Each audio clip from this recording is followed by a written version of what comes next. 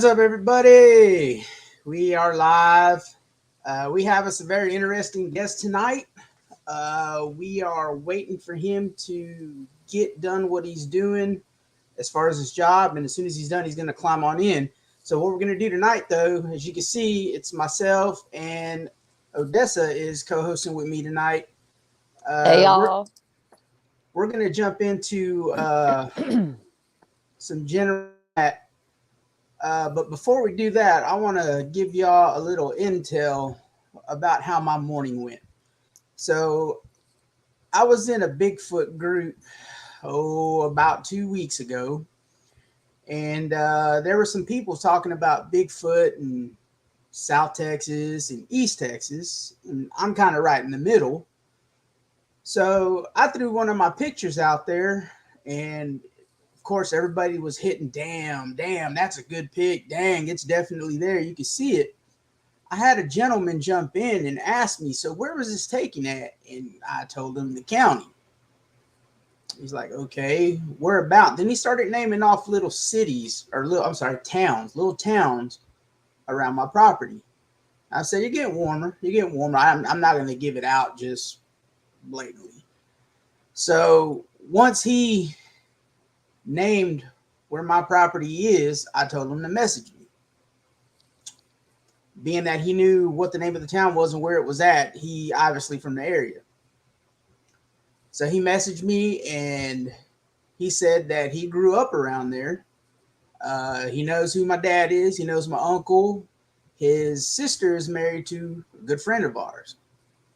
So we got to chatting back and forth. He goes, hey, man, I'd like to meet up with you. Listen to some of your stories. I'm like, all right. So this morning, he shot me a text on Messenger and said, hey, can you meet up this morning at the mall? I'm like, yeah. Of course, my lazy ass got up at about 9.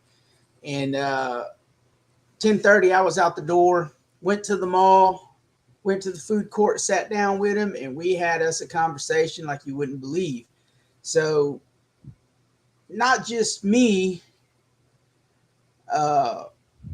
hold on, we got Randy Ponce in here. She's like, hey, throw me a wrench. Yeah, it was.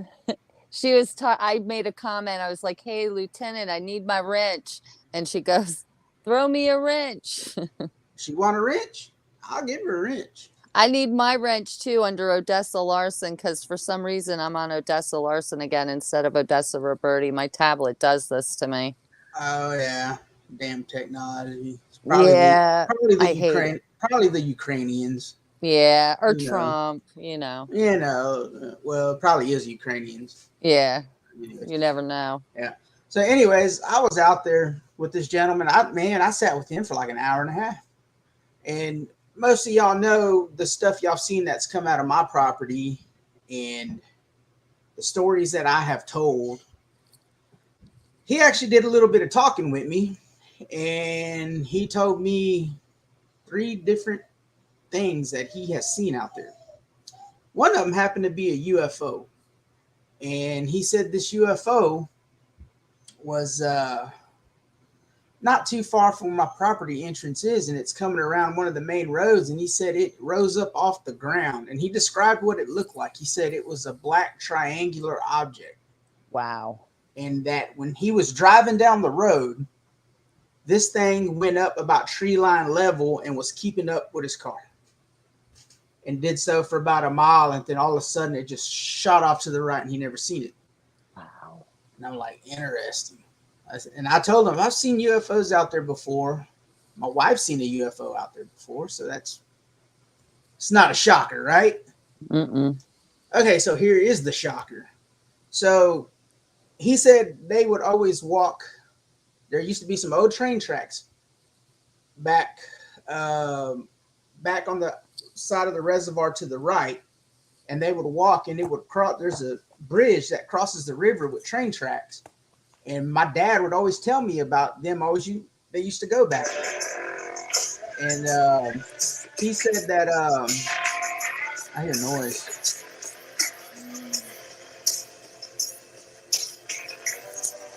I hear the intro.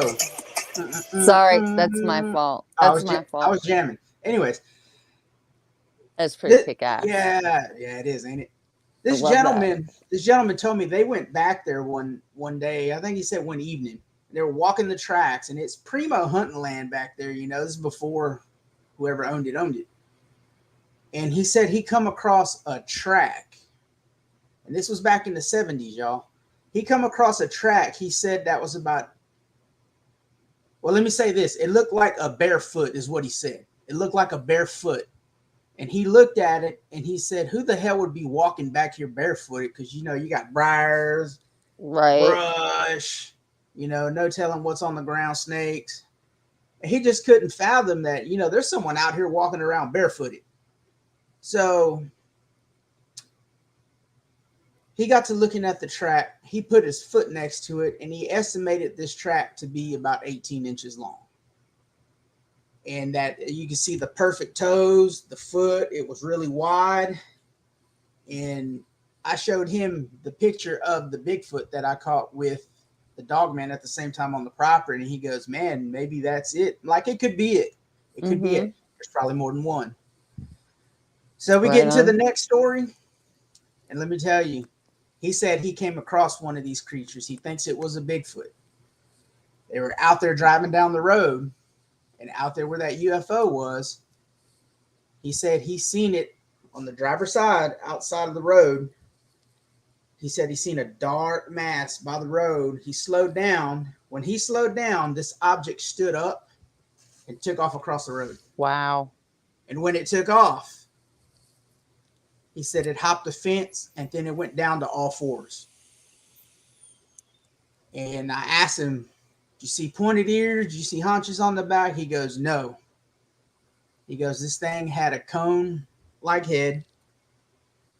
And when it stood up, it had to be about 7 feet tall. And he said it ran like a sprinter, Jack. I'm like, good night. So that's just more evidence that's validating what's out there on my damn property.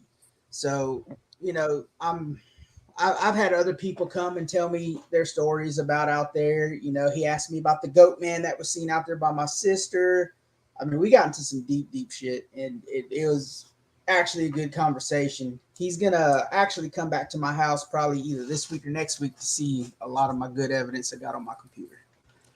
I guarantee you, Rick, a lot of that activity is due directly to the fact that you had a lot of indigenous activity on that property. So there's a lot of forest people out there that are probably either sacred watchers over that property just to make sure that whoever's in there ain't doing shit they ought not be doing, that they're respectful. And as long as you keep up the way you've been doing, because you respect your property, it's your property, you're going to take care of it. You know what I mean? You respect what's there, you know what's there, even if some people might think we're crazy, we know what's there. And they know that you're there. So there's a relationship there that's being formed and built up over the years, you know. And I think the more time you spend out there, the more they're going to reveal themselves to you, the more they'll probably even start talking to you. They may. That's one thing I'm waiting on. Scott Pace told me, hey man, go out there and ask them if they're the John dude. I'm like, man, I ain't ready for all that yet. Of course, everybody knows my views.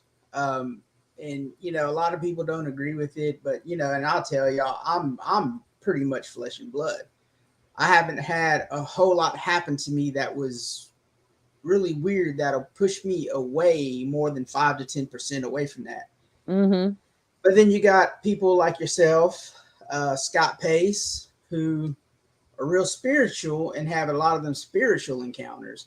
And that's what I was talking about the last show about people being on either side of the spectrum. You got flesh and blood over here, and then you got people who are on the spiritual side, and there's no in between. Either they're over here talking shit to over here, or it's over here talking shit to over here. So why not just everybody meet in the middle? You know, and I've said that for as long as I have been talking to other people about cryptids. Like, my experience doesn't negate your experience, and your experience doesn't negate mine. I don't know the circumstances behind their experiences.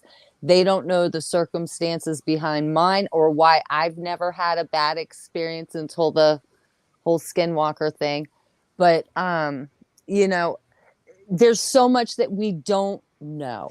And for people to sit there and act like their way is the only way, that it couldn't possibly, is just ignorance, because there's just too much that you don't know. Yeah, And not everybody knows everything either. There's okay, for example, I know everybody's seen Expedition Bigfoot. mm-hmm. Oh, we got this Bigfoot expert. We got this tech expert. Okay, I can see the tech expert. Okay, guy knows what he's doing with the drone, but how are you going to be an expert on Bigfoot when, for one, you can't get one on camera, Jack? You ain't got one on camera. You definitely ain't gonna have one sitting in your backyard chilling, drinking a mocha with you, you know? Exactly. And I just don't believe there are any experts out there. I it, mean, that's my opinion. and I agree with you 100%. I don't care if you've been out in the field for 40 years, 50 years, 60 years, 100 years, whatever. You are not an expert, because as No, much as you think you know, there's 100 million times more things that you don't know. yeah, So be humble, just be exactly. humble, be open to, and you don't have to agree with something that somebody says, but you can respectfully listen. And because you're never going to learn anything if all you're going to do is argue and throw stones at people. You know what I mean? So just being humble and open to listen to everybody's encounter and everybody's experience, and that's otherwise it's just going to be a giant fuck show. Excuse the French. And a great example of that, if anyone has seen Al Santoriga in here before on any other show, and if he doesn't agree with what you're saying, he'll come out and say it, but he says it the most respectful way. And he'll say, I respectfully disagree. Mm-hmm. And then both parties put their info in, given their points, pros and Right. cons. And then after that, it's like, well, I guess we can just agree to disagree. Yeah, it's And, a and healthy dialogue. yeah, and there's, it's just like he's done that in here in my chat before. And he's, disagreed with some of the stuff I had to say, just like with the whole flesh and blood. He tells me, well, I respectfully disagree. And I'm like, okay, Al, I know your viewpoint on, spiritual side, and my viewpoint on the flesh and blood side. You've had more spiritual stuff happen to you than I have had happen to me. Mm-hmm. And as of right now, that's just where I stand. And there's a lot of people that stand like that. Now, is there odd stuff going on with these creatures? Absolutely. Absolutely. I've got photographs and video evidence that there is something going on really weird with these creatures. Now, is it 100% that it's the creatures doing this weird stuff? No, it's Mm-hmm. not. For example, I've seen some pictures of Dogman, and you can see them. They're plain as day money shots, and they look green. And when I seen that, I was like, dude, something's going on. But after talking to Scott Carpenter, he made a valid point about why these creatures could be green. Is it 100%? No. But he did do a trial run with it, and he said these 4K cameras have a tendency to blend your colors the further back you get. For example, he got a 4K camera. He had someone film him. He got up close to the camera, and as he backed up about 20 to 30 yards close to the brush, his blue t-shirt started turning green. Mm-hmm. So that right there, it kind of gives me a 50-50. Maybe it's the camera or maybe it's the creatures. How are we going to know? We just got to take the good with the bad. And that's just how it Mm-hmm. is. That's just how it is. And everybody fighting the way they are, We're never going to get nothing accomplished just like that. Scott Carpenter is humble. He does have his beliefs of spiritual and flesh and blood, which I fully respect. He's been doing this a long time. He's got great evidence. So you just can't discount everybody just because they're completely spiritual or they're completely flesh and blood. Mm-hmm. And I mean, don't get me wrong, there are some people out there with some way out in left field shit, but again, proof's in the pudding. Of course, flesh and blood's over here. We can prove that very easy. Spiritual side, not so easy to prove, but if someone can come with that evidence, it'll blow the roof off the community. I think it'll bring everybody together, not completely, but it'll ease some of that hostility. I think so. I personally think they're both, to be honest. I think they're flesh and blood and they're like a spiritual being, because I do believe that they can that there are dimensional beings out there, right? So when you're moving between dimensions, you have to be spiritual. Yeah. You know what I'm saying? But then when you're in this realm here, you're flesh and blood, right? Because you know that they bleed, you know that they reproduce, you know that they can do these things. So you know, you look at the whole, could they possibly be angels, right? Or there's just so many different theories out there, and which one is the right one? You know, it's it's And you hit that on the head. Theories. What are theories? Theories are something that's not proven. exactly. So, everybody has a theory on where they came from. I actually talked to a gentleman the other day who he was talking about how people say they're descendants of Nephilim, and and all that good jazz, and he really don't believe in that, and he kind of had the same opinion I had, because how are you going to prove that? I mean, anybody can write it in the book, anybody can pass it on down, but how can you physically prove that they are Nephilim? And see, Yeah, that's see, I don't. that's my whole thing. I love where it goes. It gives a lot of info, but how do you prove that? Yeah, and I don't necessarily really believe that they're Nephilim, because if you go, if you look at the Bible, you read the book of Enoch and all these Mm-hmm. other books about the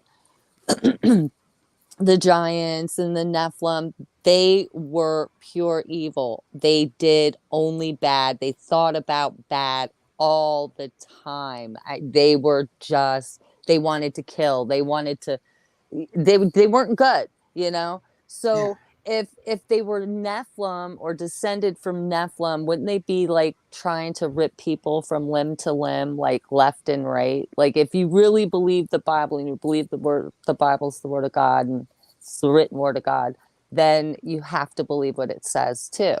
Mm-hmm. So Exactly. I don't believe in the whole Nephilim thing.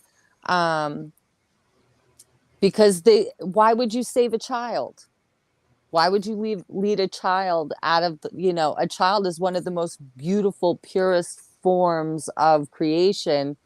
Why not just destroy it and kill it? Why lead it out of the woods to safety? Mm-hmm. How many kids have come out and told stories of being saved by the big hairy man, or the big hairy man carried me out of the woods, or led me out of the woods, kept me safe, held me, protected me. There's so many stories. Oh So yeah, definitely, so I just definitely. don't buy into that whole Nephilim theory. I mean, I've done some reading on it. I got the what is it? And it was Tom that referenced me to that book. It's called Judgment of the Nephilim, and I've read through about almost half of it, and it's got some really, really, really interesting stuff in it.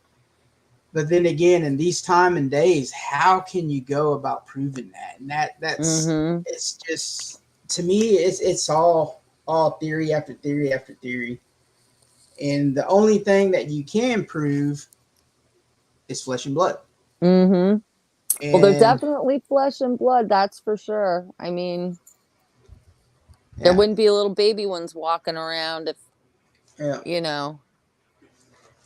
There's there's a gentleman that I talk to quite often, and everybody knows who he is. He's Scott. Old Bear's Den of Bigfoot, and I talk to him whenever I have a question. This man has opened my eyes to the world of Bigfoot. Uh, it happened the first time I interviewed him last year, and even though I've been doing this since I was about 11, 12, 13, heavy going in the woods trying to find this creature or find that encounter, just so that people know it doesn't happen that way. I mean, you can look for 30 years and never see anything. It's what you're not looking for is when you find it. For example, he asked me how I go in the woods, and I told him, man, I've got tactical training because of my job. So I go in the woods. I try and be as quiet as I can, stealthy as I can. I stay low to the ground, just take it slow. He goes, well, you got the first part right. He goes, how do you look for them? And I told him, man, I just look for a Bigfoot. He goes, no. He goes, you've been out there doing it this long and you've probably missed so much that you haven't seen. It's probably unreal what you missed. What he told me next opened my eyes. And man, y'all need to check him out, y'all. He is so knowledgeable. He can tell you all kinds of shit. He told me when you go in the woods and you look for what isn't supposed to be there. Mm-hmm. When he told me that, the next time I went out, boom, boom, boom, boom, boom. I started getting so much damn evidence, it was unreal. And it's just an eye opener that, everybody has their own ways. It's just like Scott Pace, who's in the chat. He looks for eyes. And, that's how he was taught. I was taught a little different, look for what isn't supposed to be there. I'm sure your way is different. I mean, you've gotten some good stuff. So everybody has their own different views and ways of how it works and how to get evidence. So um, it's just, and that's what I like about our group is we got myself who's flesh and blood. We got you on the spiritual realm. We got Scott Pace also on the spiritual realm. We got Laura who's flesh and blood and Native American like myself. I don't have quite as much as she does, but And myself. And yourself. That's right. That's right. And I think Scott Pace too. Yep. I was just going to say that. So, I mean, we got all aspects of the spectrum covered, which is good. And, like if a question ever pops up, if I don't have the answer because I'm not on that spiritual side yet, we got yourself, we got Scott Pace, Laura, myself, we're more the flesh and blood. Mm-hmm. Then you got Steve Riley, who just has a spectrum all in his own. I mean, that guy there is really smart, really, really smart. Yep, I love him. He's amazing. Yeah. Do you want me to go and check Messenger quick and come back? See if he's all right. I'll be right back. All right, I'm gonna see if I can't maybe pull up.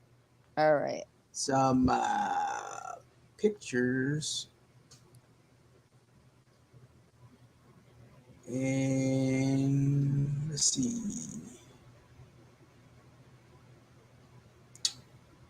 All right, we're gonna pull up this one.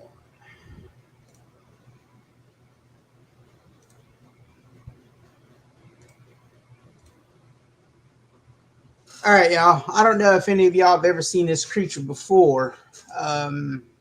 So this is the only existing picture of the Beast of Seven Shoots. And I've talked about this creature before. And this creature is located in Quebec, Canada, at Seven Shoots. This creature is a supposed gugway. Okay, if any of y'all don't know what a gugway is, how Old Bear classifies his Bigfoot, gugways are type 4. They are meat eaters, primarily meat eaters. As you can see, this little devil here got food in his arm. They walk around with food. They are really lean, muscular, and they are pretty dang mean. Uh, Humans come across this in the woods, chances are, you may be their next meal. So when going out in these woods, like I said, it's always good to be stealth and tactical. You got to watch out, though. These creatures, actually, one of these creatures has been spotted in the Sam Houston National Forest, which it's the only one I've heard of that far south. And the Sam Houston's about 2 hours away from me. And if all goes well, I plan on going out there, which I don't know. I don't know. I may go out there, but knowing that one of these might be out there, it may change my whole game plan, because I definitely don't want to have to run across one of these creatures. It wouldn't be good for me or the creature. But yeah, this creature here was filmed. There is a video. If you go to MVTV, he has a video of a person standing in the exact same spot where this creature was standing. And it was about 200 yards away, maybe 3. I can't remember which, but about 200 or 300 yards. And they projected this creature to be about 7 foot. Wow. They are inbred, just like Janoskwa. They are very inbred. They stay, if it's clan, they do stay within themselves. But they are meat hunters and meat eaters, hence the name face eater. So that is the picture of the Beast of Seven Shoes. I just wanted to share that real quick with y'all. That is one of the only existing pictures of that creature. Yeah, that's pretty scary looking right there. I would not want to come up against that in the woods. Now this creature here, and this is, I want to say, a depiction, but this is sometimes what a Janoskwa may look like.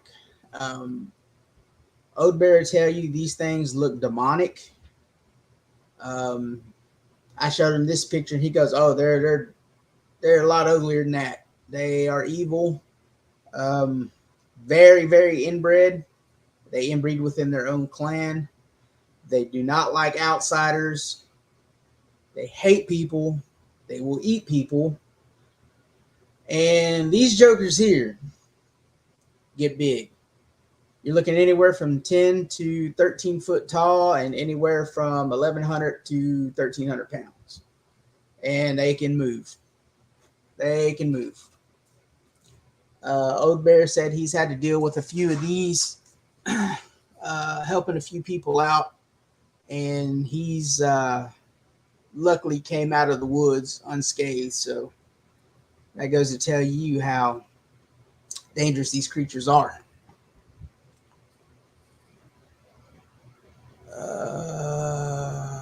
What else?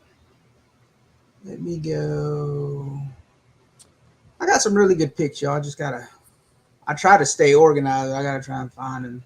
Hey, Rick. Yeah. I'll be right back. I'm gonna leave. I'm just gonna give him a quick call and I'll be right back. Okay. All right. Here's a good one here. If any of y'all know who Greg Yost is, this right here is his picture. And that is a picture of a dog man. And when I talked to him once, when I interviewed him on another show, he was saying that he went out to try and catch a glimpse of the forest people, which to him is what he calls Bigfoot.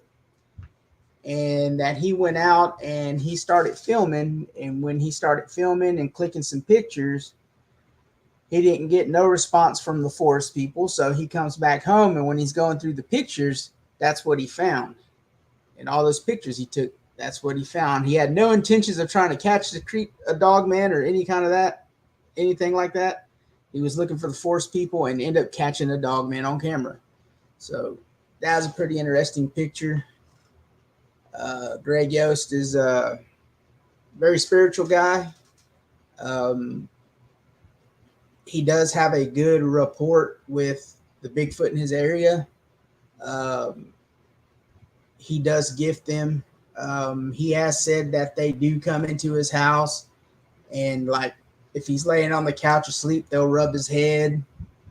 So he's had some weird stuff happen to him, you know, kind of like how Scott Pace has stuff happening to him in his house. He kind of has the same thing going on. Let's see here.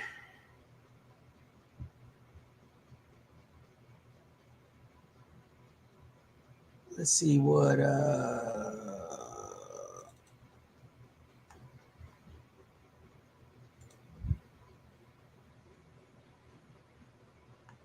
okay, this is an interesting one here. All right, y'all. Let me fit it in here. There we go. All right, y'all. If you can turn up your volume, you got headphones, listen real closely to the first second of this video. I'm finna play it again.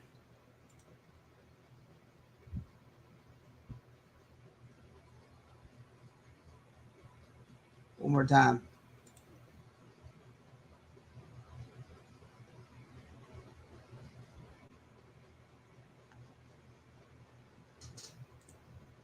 So that vocalization came off my property, and for some of y'all have never heard it.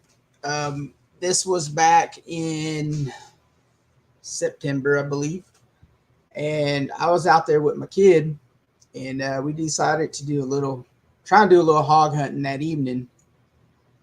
And I set up, and I had pushed record on my night vision scope, and I just let it sit there and record, and never heard that vocalization with our ears. Of course, you could hear the cicadas behind us. They were all firing off just like crazy, so you couldn't really hear anything.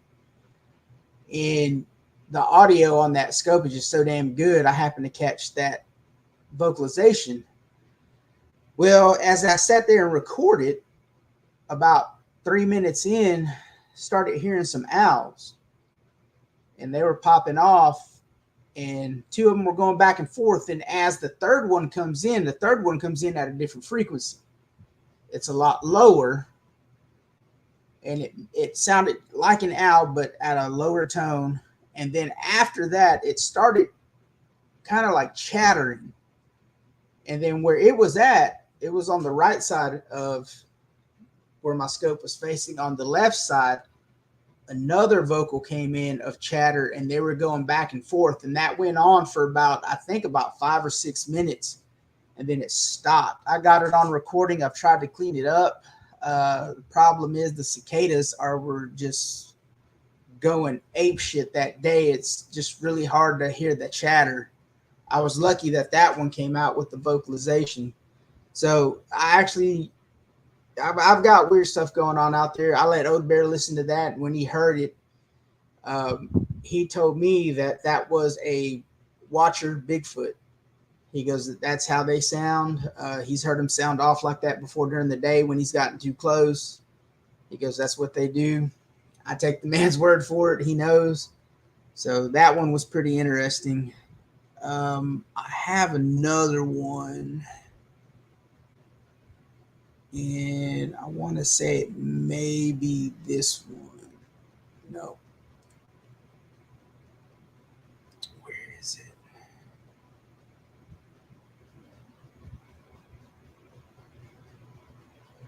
I think it's this one.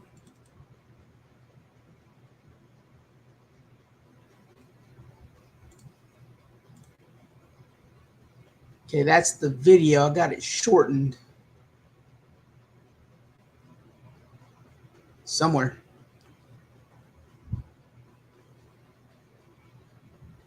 Somewhere. Oh, well, I'll find it. I got it somewhere. But yeah, that's and all these videos are on my YouTube if you want to check them out. You know, I got some of the investigations on there. I went out a month ago with my dad. Found a big bent over tree. Um, Al Santariga was watching my video, said there was an X glyph on the ground next to the creek. So, yeah, we found some good stuff out there. Found a few footprints. I got to go in and organize all this to where I can easily find it. The dog man I caught on my property, and it's going to be real hard to see, but he's right in here. I caught this joker right here in a tree on my property during the day as my son and I were out there filming. And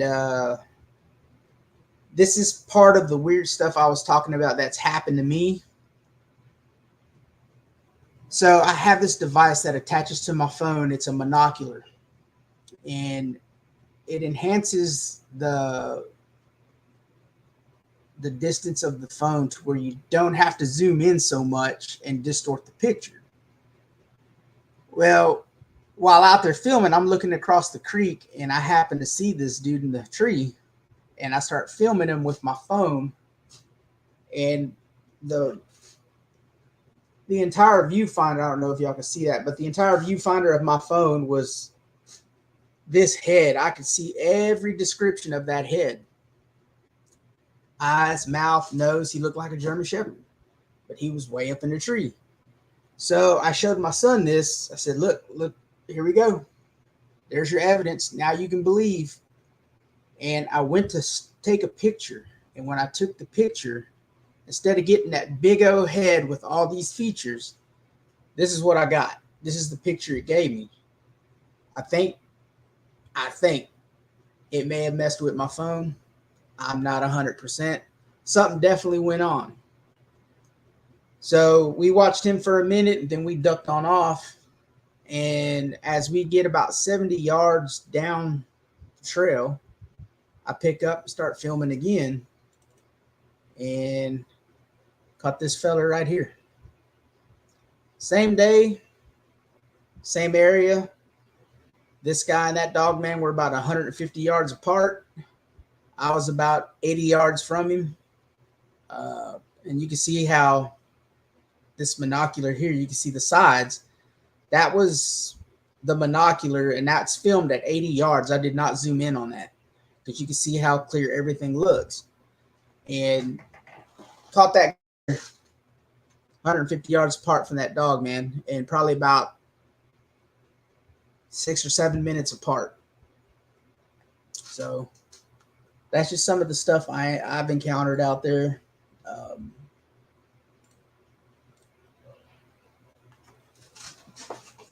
I got some more stuff. I got some of Scott Pace's stuff on here that he sent to me. Let's see.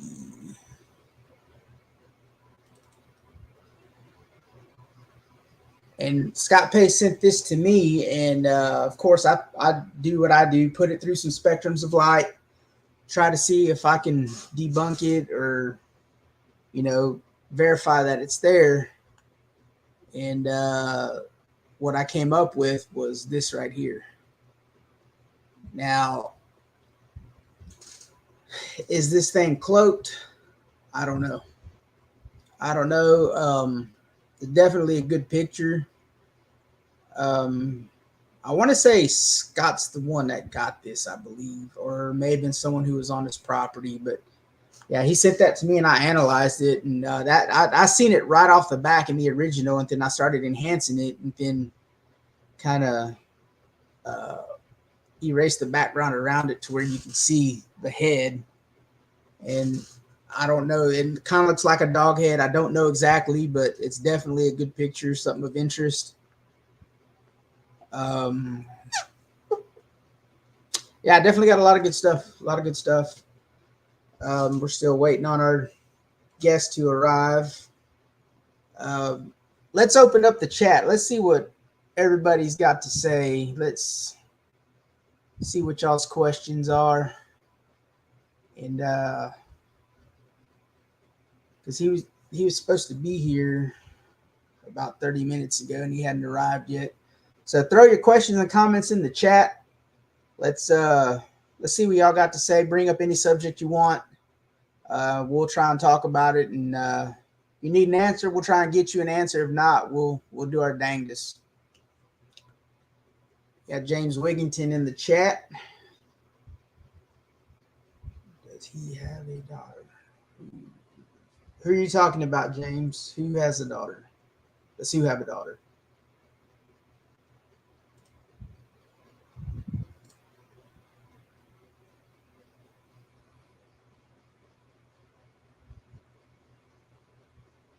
So that's interesting.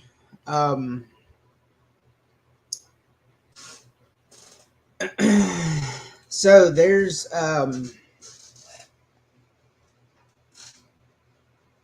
there is creatures around that we have not seen. There's people that said there are, I'm going to say not creatures, but I'm going to say entities that can take the shape of different forms, which, if y'all look at the title of the podcast, Trail of the Skinwalker, that's who the gentleman coming on tonight is going to talk about. That's what he's going to talk about. He's got a lot of good information on that. Now, a lot of people say these entities can take form of whatever they want. And if you think about it, you know, it's just like if you take, say, for instance, a demon. Demons can possess. They can possess, oppress. You know, that's how they attach themselves. Demons feed on the weak. They feed on, you know, people with like marital problems, mental health issues, people that are deal with depression all the time, you know, and all these other diseases. That's how they get their entry. Now, how do these entities take shape of one of these creatures? Well, it's my belief that if you have a creature speaking telepathically to you, okay, say it's in your head telling you to do this, do that. In my honest opinion, I don't think that's the creature doing that, because if it was, they would be able to communicate with us all the time, every one of them. I think these creatures are being possessed, and to possess one of these creatures would not be hard. Of course, they have a very high intelligence. Who knows what their IQ is, but they do use different parts of the brain that we cannot use. So if a demon's wanting to interact with you and try and deceit you, of course, possessing a Bigfoot is not really a good way to deceit you. But if, say, like, if they want to deceit you and, you know, possessing a human, they do mimic. You know, they mimic children, they mimic animals. There you go, hints. So that's my honest opinion with that. Now, when speaking with a skinwalker, or what other people call a wendigo, that's a totally different realm right there. That is a totally different realm. And I don't know much about wendigos. I have read some up on skinwalkers. Of course, they are Native American. You know, they were, correct me if I'm wrong, Laura or Odessa, but they were, I believe, at one time like medicine men, and did a lot of healing, and then did a lot of bad stuff. And legend has it that in order to become a skinwalker, and y'all correct me if I'm wrong, but this is what I've heard, they had to kill an immediate family member or a child, I believe. I may be wrong, but if you think about it, you think these medicine men doing all these healing, would they not be a target for these demonic entities? You know, a lot of people say Wendigos are demonic. I'm just saying, y'all. Just saying.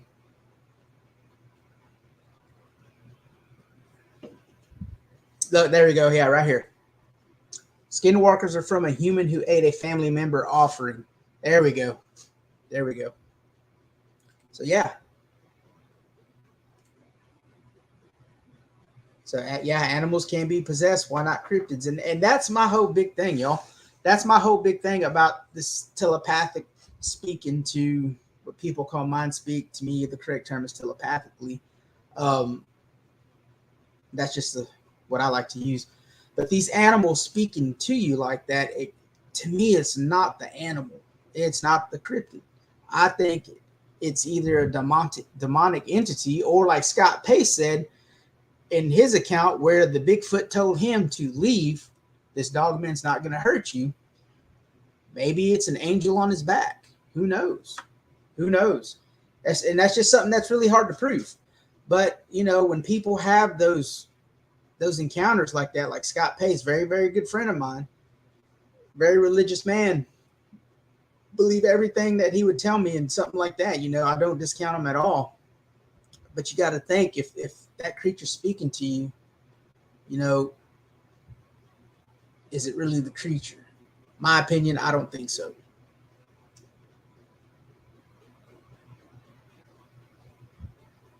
Yeah, that's right. I thought I was on the right track with that. Thanks, Laura. Thanks, Laura. I thought I was on the right track. But yeah, definitely that's my whole take on these entities taking shape of a different form. If y'all want to see a cool little movie about Wendigos, watch Dawn of the Beast. It was actually put out, I think, this year or last year. And for being kind of like a B-rated movie, it wasn't a bad little movie, man. They got the Wendigo in there with the classic horns, antlers. They got rakes in there. They got a Bigfoot who just tears everybody up, man. Bigfoot, king of the world right there. But yeah, definitely check that movie out. I thought it was interesting. My wife don't like cryptids or nothing like that, and she thought that movie was pretty interesting, being a B-rated movie. So yeah, something different for everybody to watch.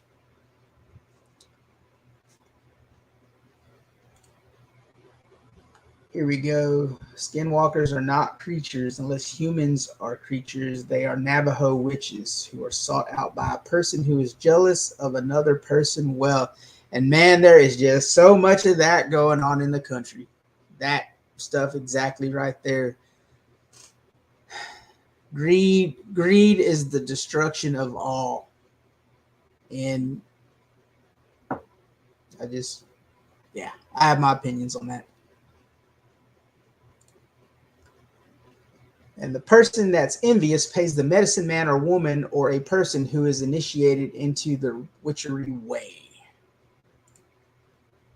Interesting. Put a curse or spell on the individual, or sometimes they pay the skinwalker witches to scare the person. This is the only way a person will encounter a skinwalker. Ah, look at that. Yeah.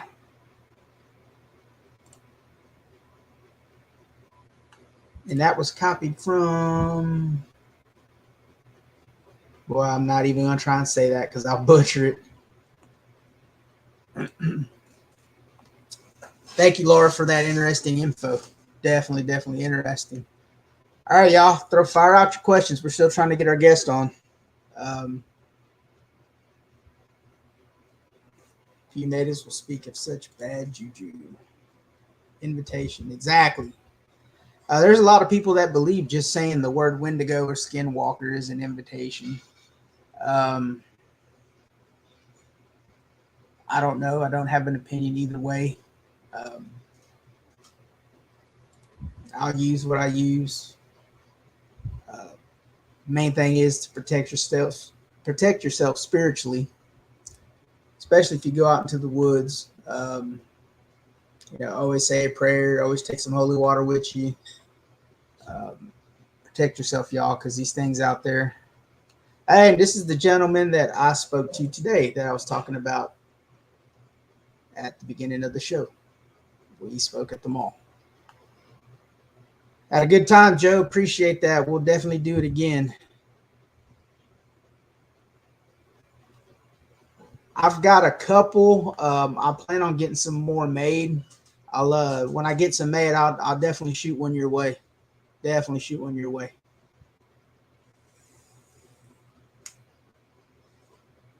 Come on, y'all, fire away with your questions. In case y'all want to see the promo video, I got a promo video for the gentleman who is coming on tonight, and y'all want, I could show that to y'all. Matter of fact, I'll go ahead and show it to y'all, because I feel like I'm rambling on.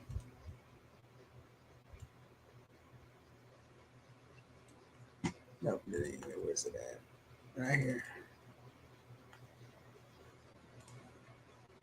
I posted this on the group and on the YouTube channel, and I usually show it at the beginning, but we got kind of a late start. We were starting at 7:15 today instead of 7 because he's in the Pacific Northwest. So we're trying to give him a little time to get ready and make it on in, get off of work and stuff. So hopefully it should be just a few more minutes, and we'll get him in here and let him talk about his stuff. We do have some of his pictures to show. And let him explain, what he sees in there, what was going on at the time, and tell us some of his accounts. He did say that he was actually stalked by a skinwalker, and that's a pretty interesting story to listen to. So I wouldn't go away, y'all. All right, I'm gonna play the promo video for y'all real quick. It's about 3 minutes, and then hopefully by then he should be on.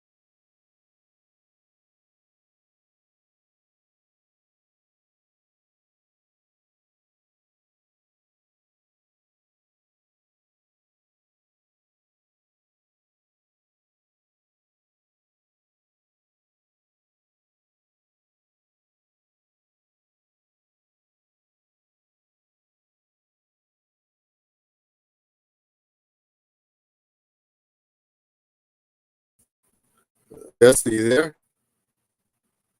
You're in the show.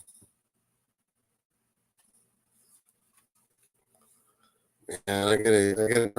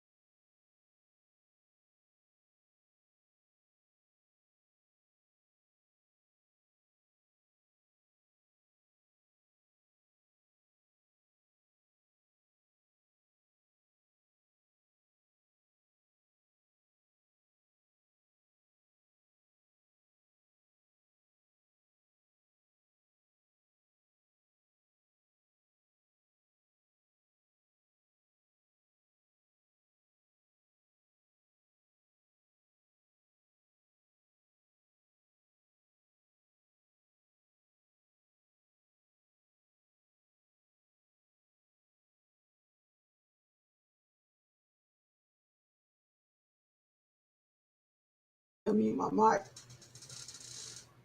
Like I said, we have the man with us now, Stephen Berrios, also known as Noixium.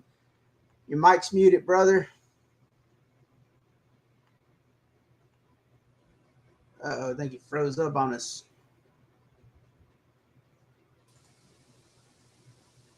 I think he froze up on us, Odessa. Oh, okay. Hold on. Should I call him back? Let's see. Hold on. He might be trying to get back in. Yeah, he said he was having connectivity issues.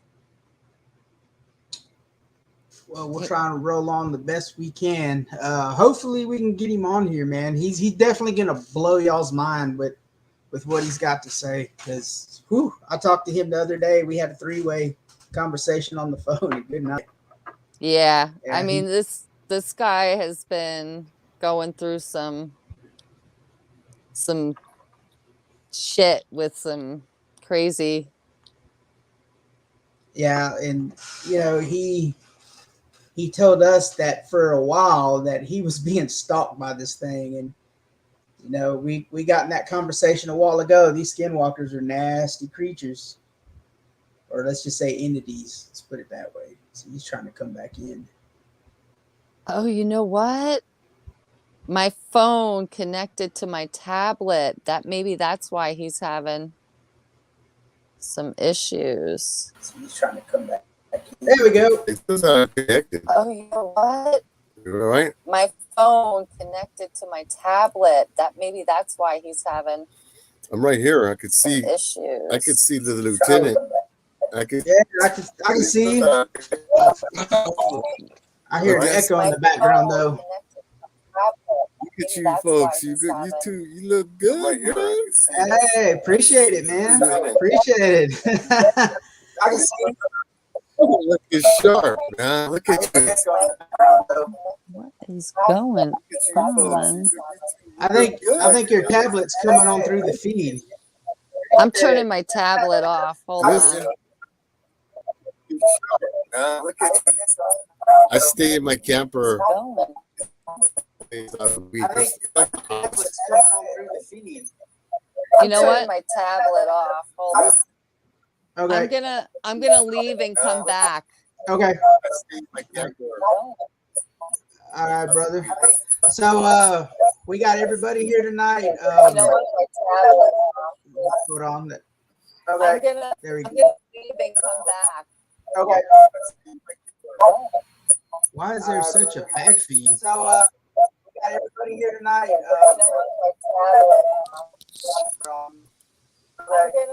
I still hear a back feed. And my tablet is completely off. I do not know what's going on here. Steven, you got headphones? It might be from your end. I don't have any headphones on. I still hear a back feed. I hear. And my tablet is completely off. Yeah, I think it's coming from your end. No headphones. Yeah, when you get headphones on. Yeah, you got to wear headphones or else you're going to get a back feed. I have to wear headphones? Yeah. There could be any kind of headphone? Yeah, as long as it'll connect to your phone or your computer. I have to wear headphones? I'll be right back. I have headphones in my car. There could be any kind of headphone? Yeah. As long as it'll connect to your phone or your computer. Yeah, it's back feeding off of his phone. I'll be right back. There could be any kind of headphone? Yeah. As long as it'll connect to your phone or your computer. Yeah, it's back feeding off of his phone. I'll be right back.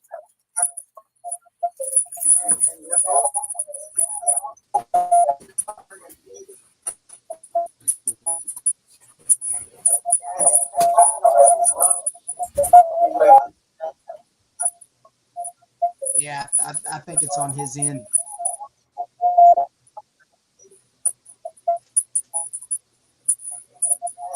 Yeah, same here, Steve. I live right around the corner from a Verizon tower, and reception in the house is crappy.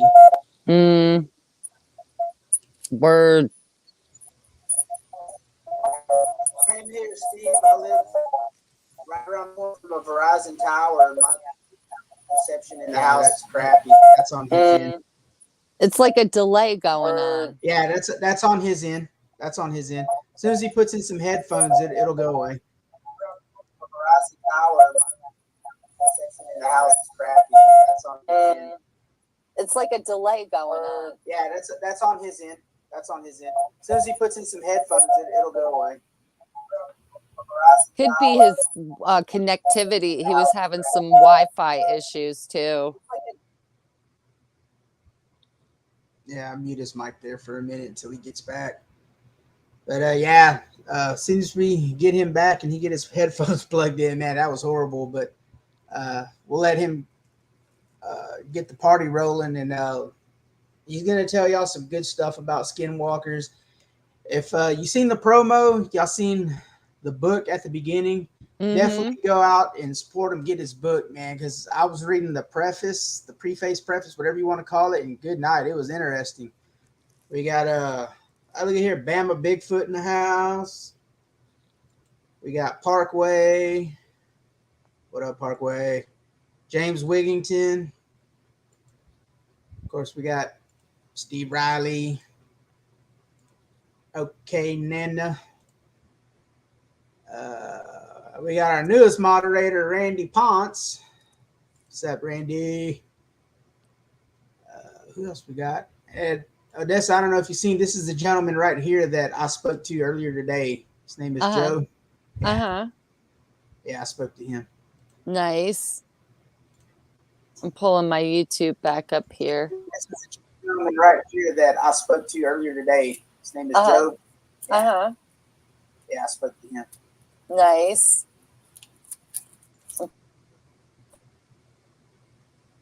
Yeah, let him set up his headphones. Funky little. Yeah, I spoke to him. Nice. This is such a trip. Yeah, let him set up his headphones. Oh, I hear you good now. Yeah, You can hear me? Nice. How about now? I can hear you. I'm still getting a back feed. Where the hell is that coming from? I don't know. Oh, wait, it may have cleared up now. Yeah, I cleared up. Cool. Awesome. All right, brother. So we're going to go ahead and let you get started. And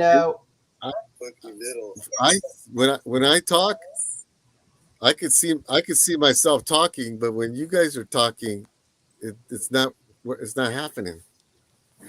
And well, yeah, your feed there looks like the signal's not great, but I mean you're still coming through. Anyways, let's go ahead. Give us an introduction about yourself, Noixium, and let us know what you do and stuff you've had going on with these skinwalkers.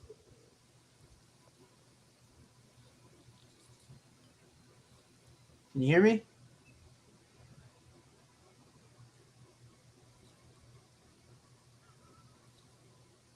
Did we lose him? We have. Oh, there he is. Can you hear me? Yes. Yeah, I can hear you. Can you hear me? Yep. Okay. So where can I begin? I'll tell you when from no,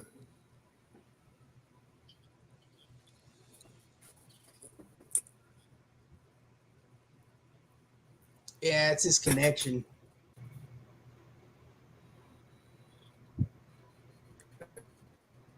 I could just tell you now, cryptozoology and occur when I was like 7 years old. My dad took me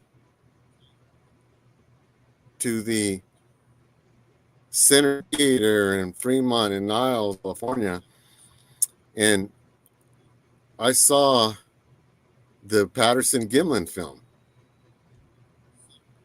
And as a little kid, that totally blew me away, right? I was all, wow, I was up on my seat. Now, cryptos, I never even, I was going, wow, there's a creature running around in the forest, and, and my family went to Yosemite that summer. And I was like a little kid. I'm all expecting to see this creature walking, through through the valley right there. And I'm a little guy. I'm all looking around, and as you get to see a lot of other things. And unfortunately, I didn't see Bigfoot, Sasquatch. I'd rather have it, call it Sasquatch. Mm-hmm. And this out this weirdest way. Like Sasquatch, my dad guided me to be a naturalist in ways, right? Because my dad loved to be outdoors, hiking, learning about nature. And then, on my mom's side of the family, we're Native Americans, and there's a lot of interconnecting links here that directed me to be a naturalist, which is what I always wanted to be right from that spot. I said, I'm going to do that job. And I started pursuing it as a little kid. And then it's really easy to get to learn about plants. And you learn about plants, you can learn about animals, you learn about ecosystems. You just become part of the world and the environment.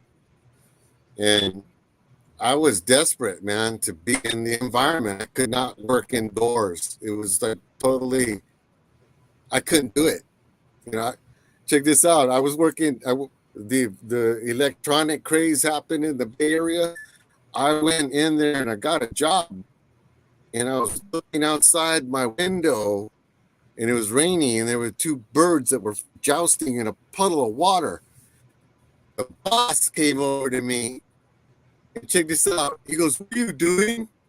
I go, I'm looking at these two birds right here. They're fighting in this puddle of water. It's cool. Check it out. And he looks at me. He goes, I don't pay you to look at birds. He goes, if you want to look at birds, and you got to get a job as a landscaper, or a naturalist or something. And I looked at him right there. Right. I'm going, I quit, man. I got the hell out of there. And then right then I said, I will never, ever try that again. So I was working at landscaping, and at the same time, you work at a landscape company, you learn a lot about insects, and I love insects. So entomology became my thing, man. I live really close to the creek. I used to go up blocks, boom, I was up in the hills. So a lot of the times, I was cutting class. I was up in the hills with learning my real education. Yeah. And they were going, my dad, they're going, what are you doing? You should be in school. And I'm going, I was in school. I was in the real school. Right on. And it went like that for me. And I had to go through school like everybody else too, right? And there was another thing in there. I loved to play baseball. I was a baseball player, so I had to keep my grades up for that, and I did. And then afterwards, I joined the California Conservation Corps, and yeah, I stood there. Was a forest firefighter for a couple of years and learned about forest ecology and conservation. And went back to college after that, and streamlined it. Check this out. All the way working at my dad's body shop, opening up my own shop. I got my AA degree in art from Ohlone College, which is the local Native American tribe in the Bay Area. So I was kind of honored that I was at Ohlone College. Then I went to Cal State Hayward. When it was Cal State Hayward, I got my park and recreation degree in Bachelor of Science. And right from there, I got an entomology internship at Sonoma Wilderness. And I'm on my way, man. I am loving it because I the Interpretive Student Aid Training Academy. It's a 3-year commitment. This is after you graduate from your bachelor science degree.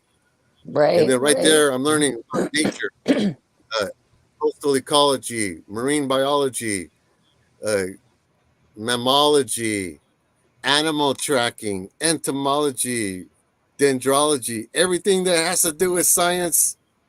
I'm there, man. And I love it. I'm eating it up and soaking it in as fast as it's still my thing. It still is. Because I can't. It's never-ending learning process. So Right. after So working about 5 or 6 years as a naturalist, I went and got my master's degree in science education. Now, I've been teaching tracking classes for 30 years. So I have a master's in environmental science education. right on. So Right on. I don't even like to really talk about too much about myself or whatever. I just like to take people hiking and show them what I know. And people Right. call me Brother Nature. I've been Brother Nature for the same amount of time, that I've been in the field. Amen. And my name is Noixium. Is my friend, and I am the guy who shows the way home. So I like to think that I show people the way home. Take care of nature is going to take care of us. Right. Amen. It's the old Native American perspective on this country that had, people have been here for over 10,000 years or more on this country, living with a symbiotic, mutual, and I try to strive for that. And I know, okay, I got to drive a car, I got to go to work, I got to do a lot of other things, but I try to do it in ways that I don't impact the environment. And I like to kick back where I'm at and do a lot of things where I'm at. So artwork, I could hang out by the river all day and not even move one foot, really. Just put my feet in the water. So I've been teaching kids all this time for 34 years and in different camps all over California. And until now, right, currently I work in a classroom. And this is the first time I've ever worked in a classroom. It's really challenging for me. I can But imagine. I'm the garden specialist at the school that I work with. I still have nature. I still have my nature. I got things happening, because it's part of my biodiversity initiative. I got my own. I don't need anybody else's. So I grow native plants to propagate native wildlife, the biology, bring it here. Anybody could do it in their backyard. Right on, brother. So right on. That's where I'm at with nature, man. And I do what I can for nature, ecology, humanity. And, I'm more of a preservationist when it comes to wilderness. Mm-hmm. I am. But, I know about conservation too, right? And there's ways of doing things that we could sustain this planet in ways that are not really mainstream, but they should be. They're getting there somewhere. But it's taking us time, but we just do what we can every single day, right? Right. Exactly. Exactly. So that's me in a nutshell of how I like to approach my job as a naturalist. And I have a bag for every activity out there. I have a tracking bag full of everything you need to go tracking at any moment's notice. And it's right now. Right on. Because tracking is something that I've always done. One of my specialties is aquatic biology, but I could teach you anything you need to know about anything in the forest. And just love my job, man. So right on. There's not many people that love their job. No. Yeah. we should Till all you be get just stuck in grateful an that we're office, alive, right? man, and we get to do Yeah. something Right. and do it Right. Heck yeah. and do it good. Do Right. what you got to do. Do it to the best of your ability. And So go ahead. that's you know, that's a message of the Skinwalker right there too. Because you know, I'll talk a little bit about the Skinwalker real quick. I don't really like to. I'm not even supposed to be mentioning this thing. You know. Yep. We know, However, brother. When did you first become aware that it was in your near your camp there? all right. Let me. Let,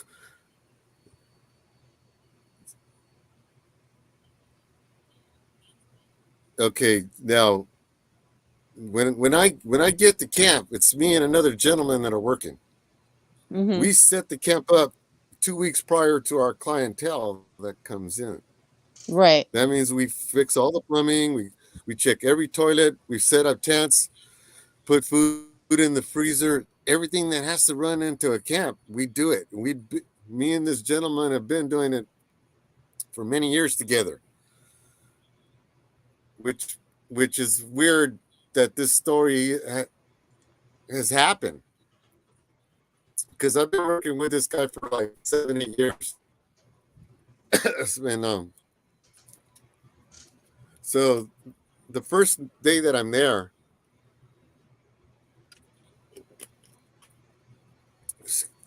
check this out. The first day, okay, man,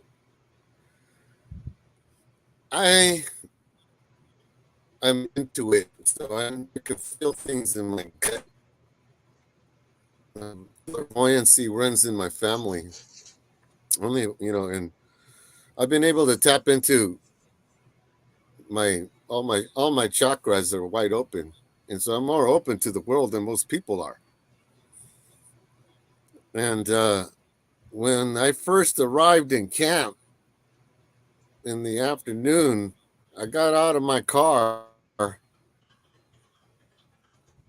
and I knew something was not right. And then I didn't know at the time just yet, but I got out of my car and I was looking around, and the forest was dead silent. That alone is weird. You usually hear a. They're always running around. They're going crazy, you know.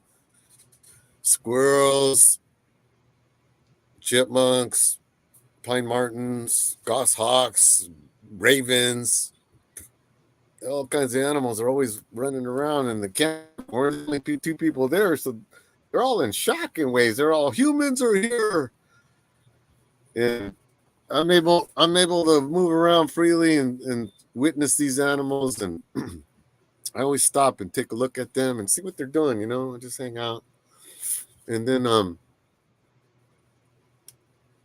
was going in. So we do these things called chores. So I got my work list for the day. I know what I got to do. Me and this guy, like I said, working 8 years together, we know each other very well, and get to work. So we got work ethic. We're doing 9-10 hour days. I'm cleaning out the tent areas, right? They got pine cones. The snow melt fell down. Everything is down now, so got to clear the areas, clear trails. And when I'm cleaning these trails, I'm cleaning the cabin inside, I started noticing footprints, and I'm going, that don't look right. And you know, me as a tracker, I see these things right away. So I'm Right. looking at this track, and my business partner comes in. I'm telling him, "Hey man, take a look at this. This is a very unusual track." And he's all, "Oh, that looks like a little kid," you know. And I'm going, "Hey, little kids, you know, they don't. There's no toes on these. Little kids have toes." You know, Right. man. So yeah, I went, after our hard day of work, I didn't think nothing of it. I was kept working really hard, but I knew that something was really wrong, and I'd seen this track. So I'm going after work. I'm going to find out where this son of a gun's going. I'm going to find him, who this is, because that's what I Right. do. Mm-hmm. Hey, check this out. I tracked a bear all the way to its cave one time, and then after it left, I went in its cave, checked things out, and then got out of there. I was just trying to find fur or whatever. But I'm over there at my tent.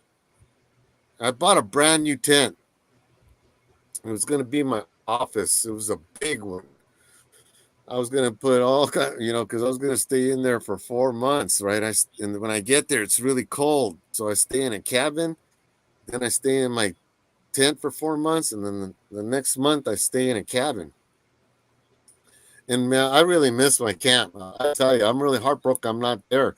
I would be starting next week. Wow. And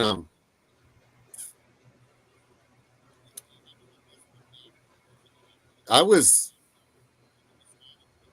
in my tent, and it was a full moon night. This is like some kind of crazy B-rated monster movie. Check this out. Full moon night. It was 34, 32 degrees. Very cold that morning. I had a bunch of blankets over me, and I was curled up, and I sleep with a big old 14-inch knife. I have clubs right here, pots and pans, things that I normally have. I never carry a gun, believe it or not, out there. Usually if something animal I see, they get out. Mm-hmm. It's no big deal. So I'm at the by the way, I'm the only tent right there in the edge of camp. I'm away from the kids and the people in the other camp, because I prefer it that way. After work, you don't want to hang around kids all the time. You want to go to your dwelling Yeah. and just hang Let out it by. all out. So that's what I normally do.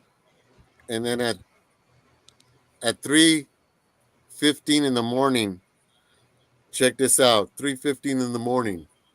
Boom, boom, boom, boom, boom, boom, boom. This thing has some power to its feet. And I mean,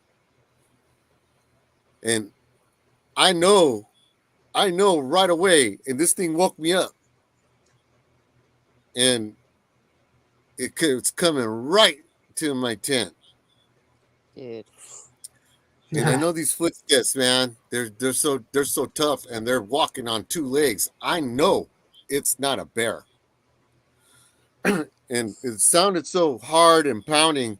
I thought it could have been a Sasquatch, because it's very quite possible it could be there.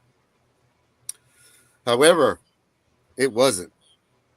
This thing, the moon beamed right in through the tent. You could see everything like there was a flashlight down there. Yep. The first thing that it did was it got its finger, because it has hands, has thumbs like you and I, has these long fingers, and it didn't know what a tent was. So its finger went on my tent first. Going, what the heck is this, right? So I'm looking at his finger. He could have easily just went, Tish. Yeah. Yeah. I'm laying down, I'm looking right at it. I got my knife right here, and I got my stick. I'm looking right at it. It's a wolf. It's a 6'5" wolf. He could have been bigger. He was hunched down, has his hands straight out, and he goes like this. Cow, cow, cow. Chew, chew, chew. Snapping bites, right? Cracks his neck like, whew. He cracks his neck like a boxer getting ready to get in the ring. Oh shit. Then I'm just there. I'm there. I'm laying down. I'm fucking ready to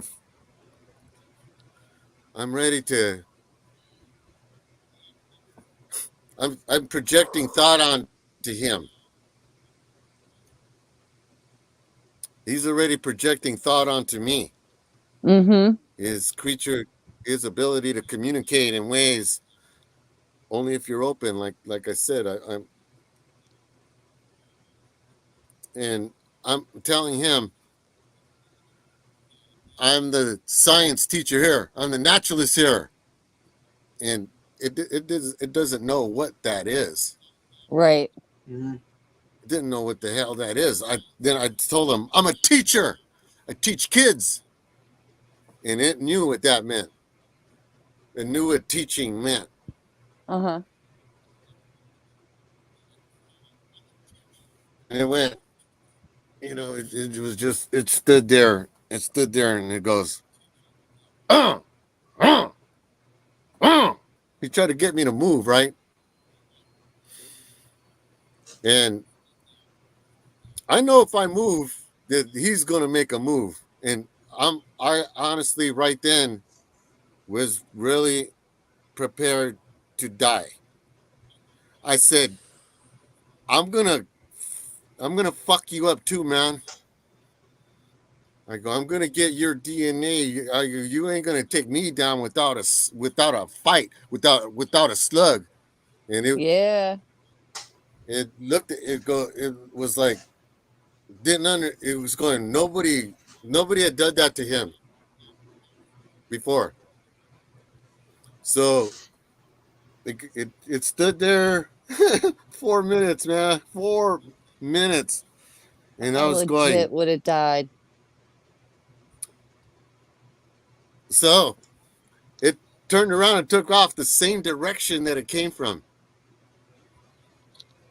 Ooh. Now, I didn't sleep a wink the rest of the night. I wouldn't have slept for the rest of my life. Are you kidding me? Like, I fucking, I I had my would have used stiletto the right there bathroom and in all my my clothes. pants like 100 times. Like, oh my God. Like, I legit had massive chills just hearing you retell this story. Gives me Okay. chills. I don't know how you didn't have a heart attack.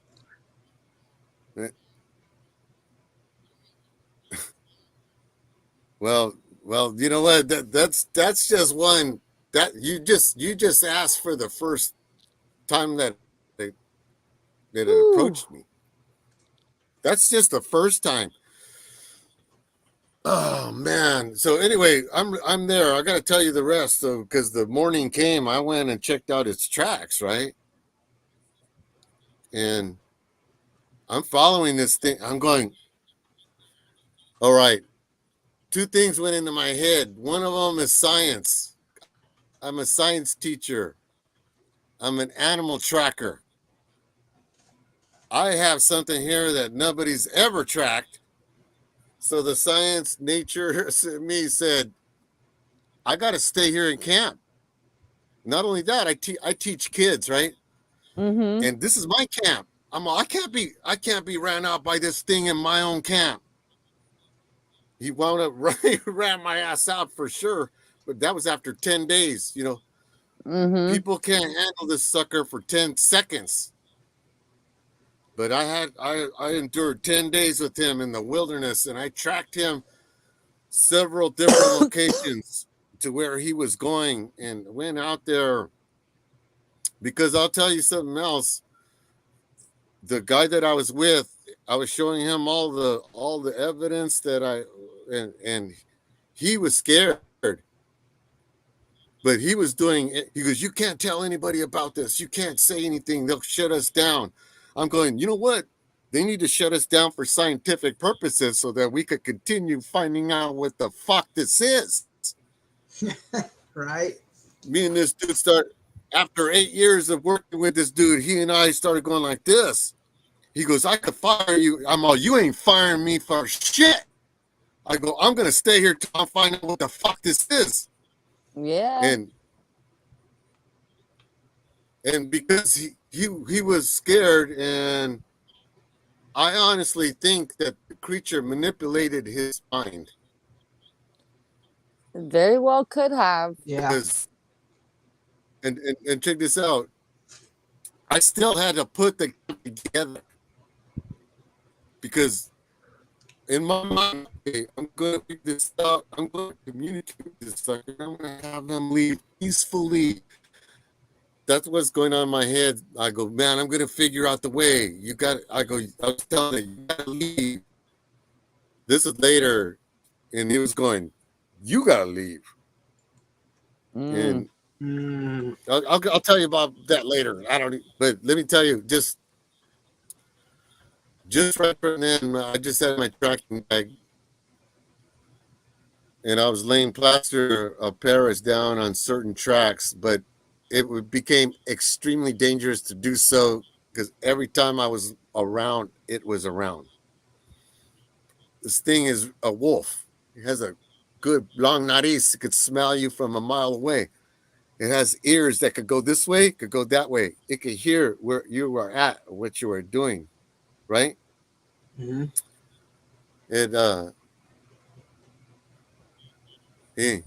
He runs on two legs, and he could run fast, and he's faster than any human. You cannot outrun it. It runs over pine cones. I'm gonna let you know something else. This creature, soil. This soil that I'm in at this camp. This is andesite, volcanic igneous rock. It's an ancient 2 million old lava flow, and the rocks are crumbly. I cannot leave tracks. You can't do a boot. You have to have massive weight on you, and you got to be pounding your feet, running Right. to make track. This guy, boom, boom, boom, boom, boom, boom. You know when he's coming, and you better get out of its way. And I'll tell you something. I've heard some silly people saying, "Oh, I won't believe anything until I get a clear photograph of this thing." Right? The only way that you're going to get a clear photograph is if you put a trail camera up and you get the heck out of there, because you know what? Some guy said, I'll put a camera right here and I'll get it. He will get a great shot of that creature, only he ain't going to be able to see it because he's going to be eaten. The camera will fall off and some hiker like me will pick it up and we'll look at it somewhere on our thing. Don't go looking for this thing. You would have to be a trained specialist naturalist to do such a thing, and you would have to have certain skills, and I'll talk about that another time or whatever, but it's something that I can't even talk to you about here. Right. So Yep, there are some things that just don't get talked about. Yep. And that is just like in a close circle, yeah, some things I can't mention, Yeah. But understood. And we respect I'll that. help you any way I can. But I don't recommend anybody going out there. That's definitely a dangerous thing to encounter. Definitely to be out there 10 days with that, dude. That's unprecedented, dude. Because like you said, there's some people that have 10-15 second encounters with not just that, but a Bigfoot, a dog man, maybe they've seen a rake, and then just that 10 seconds just scars them for life. Like they, develop PTSD and all these different other things that mess with their mind. So that's definitely 10 days out there with that. Whew.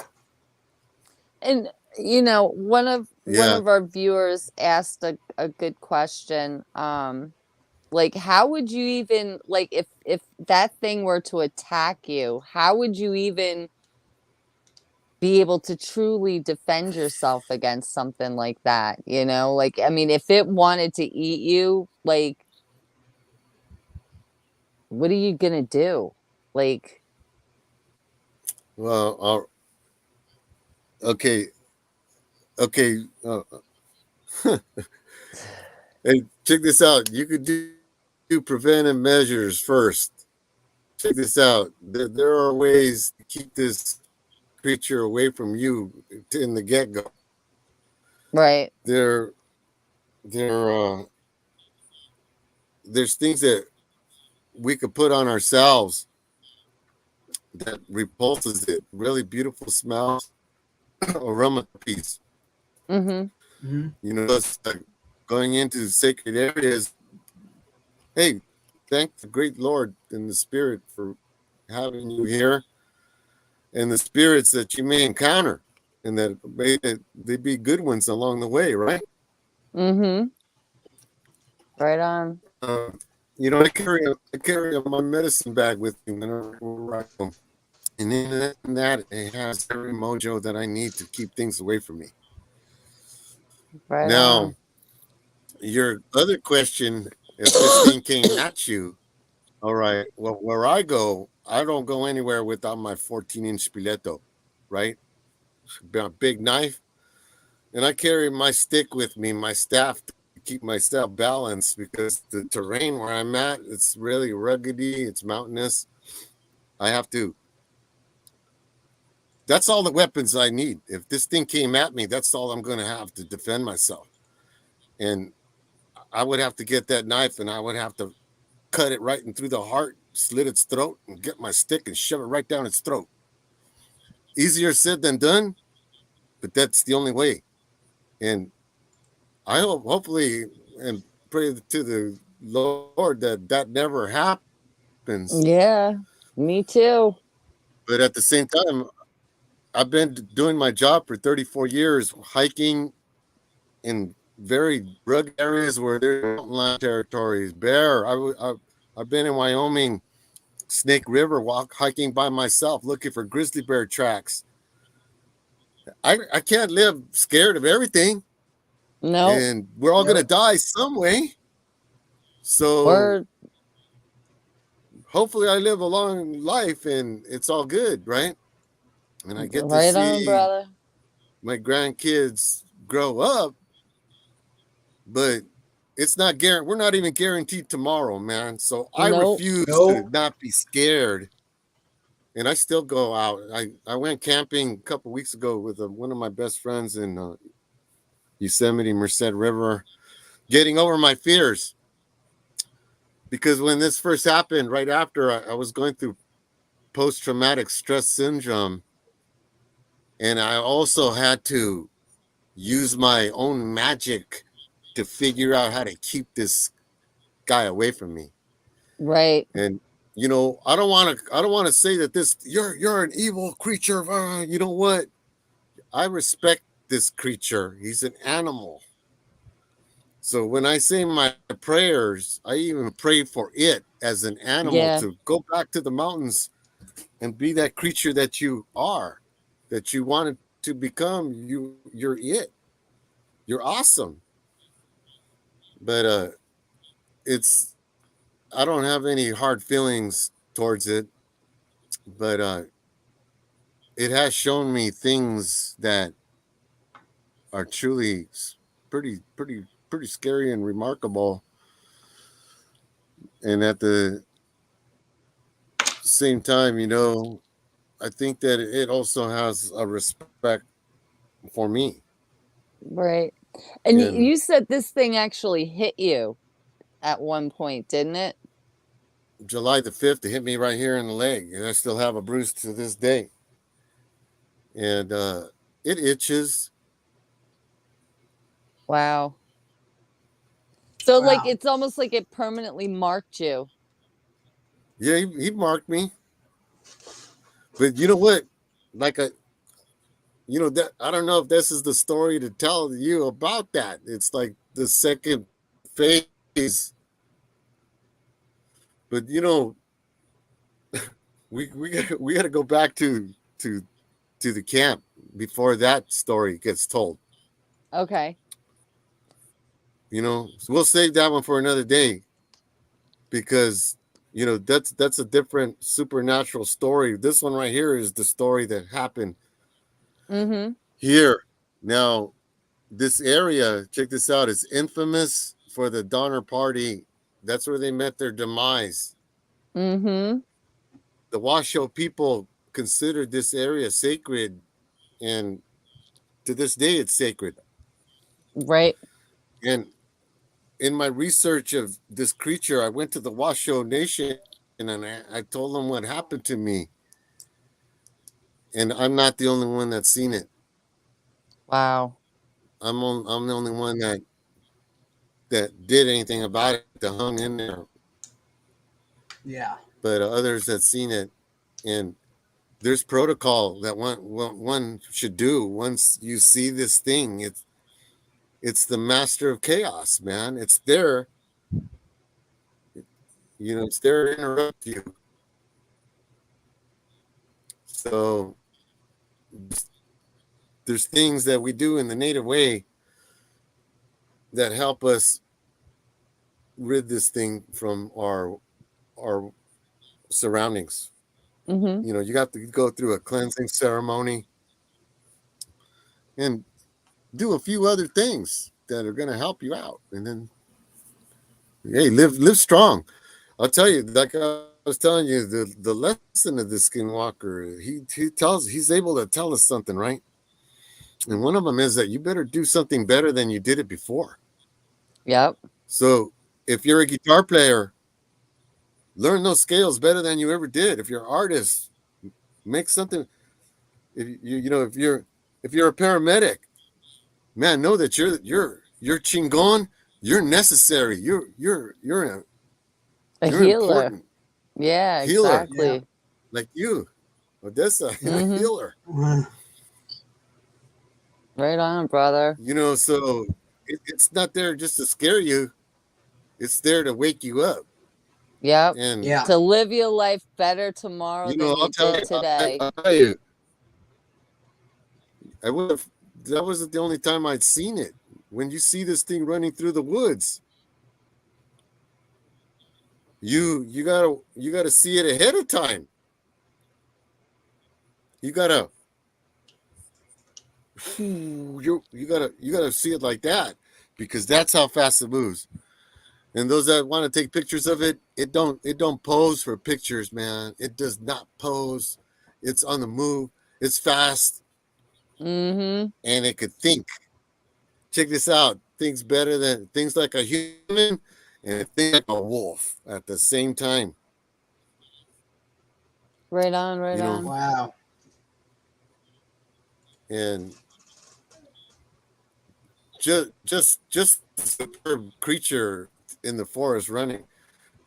However, he has an appetite, and he ate a lot. He eats the animals, man. He eats them.